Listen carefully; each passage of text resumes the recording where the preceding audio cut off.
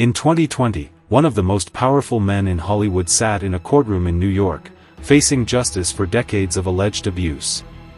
Harvey Weinstein, the co-founder of Miramax Films and producer of Oscar-winning hits like Pulp Fiction and Shakespeare in Love, had once been considered untouchable.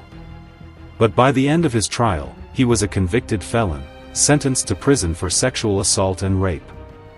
The Weinstein trial was not just the story of one man's downfall, it was the trial that defined the #MeToo era. For decades, Weinstein's name had been synonymous with power in Hollywood. He launched careers, financed blockbusters, and dominated award seasons. Actors, directors, and writers knew that his approval could make or break a career. But behind the glamour was a darker story. For years, rumors swirled about Weinstein's behavior with women. Actresses whispered about closed-door meetings that turned uncomfortable. Assistants told stories of sudden demands in hotel rooms. But Hollywood's culture of silence and fear kept those rumors from turning into formal accusations. Weinstein was too powerful, and too many careers depended on him. That silence finally broke in October 2017, when the New York Times and the New Yorker published explosive reports detailing accusations from numerous women.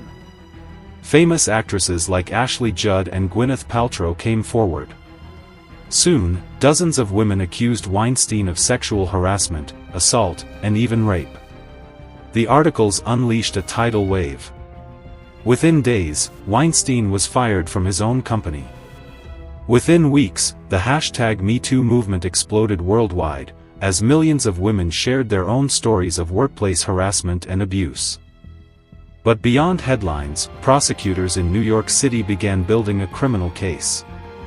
Unlike many allegations that were too old to prosecute, 2 cases fell within the statute of limitations. The first was Miriam Haley, a production assistant who testified that Weinstein assaulted her in his apartment in 2006. The second was Jessica Mann, an aspiring actress who said Weinstein raped her in a Manhattan hotel room in 2013. Together, these cases became the foundation of the trial that began in January 2020. The courtroom in Lower Manhattan quickly became the focus of international attention.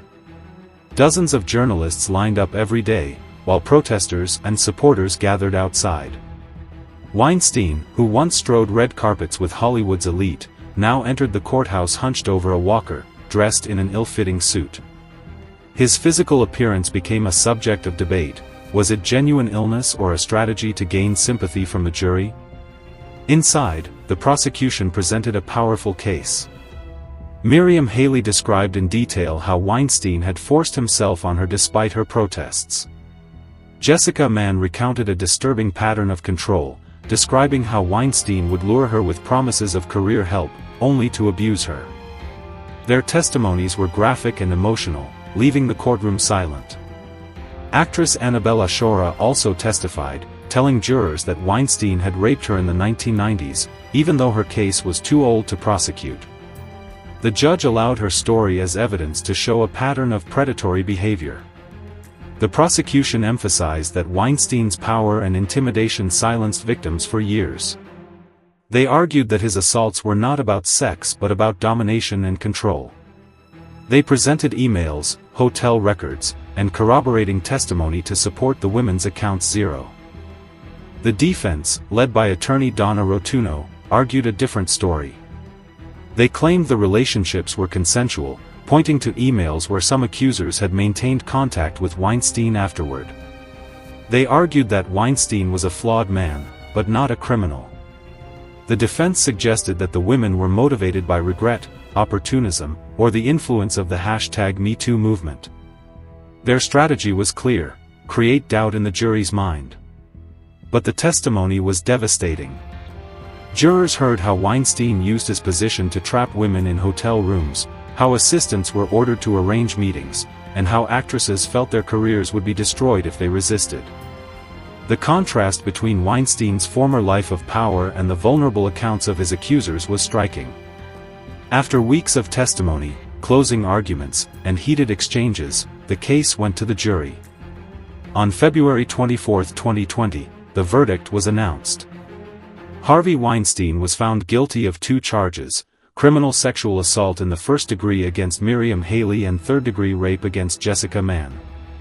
He was acquitted on the more serious charges of predatory sexual assault, but the convictions were still monumental. Weinstein was immediately taken into custody. In March 2020, Weinstein was sentenced to 23 years in prison. The judge noted that while Weinstein had once been powerful, his actions had caused immense suffering, and his sentence needed to reflect the seriousness of his crimes. For Weinstein, it was the end of an era. For his victims, it was a long-awaited moment of accountability. The impact of the trial went far beyond Weinstein himself. It sent a message that even the most powerful men could face consequences. It validated the voices of survivors who had been silenced for too long. And it gave the #MeToo movement a landmark legal victory. Companies began re-evaluating workplace policies, industries introduced stricter codes of conduct, and more survivors came forward with their stories. But the case also sparked debate. Some critics argued the media circus made a fair trial impossible. Others worried about the complexities of consent and power, and how courts could navigate them. Yet most agreed, the Weinstein trial marked a turning point. Harvey Weinstein is now serving his sentence, facing additional charges in Los Angeles. The man who once dominated Hollywood will likely spend the rest of his life behind bars. His downfall remains one of the most dramatic in entertainment history. The Weinstein trial is more than just the story of a man brought to justice. It is the story of an industry forced to confront its dark side, of women who found their voices, and of a society beginning to reckon with abuse of power. In the end, the verdict against Weinstein was not just about one man's crimes, it was about changing the culture that allowed them to happen.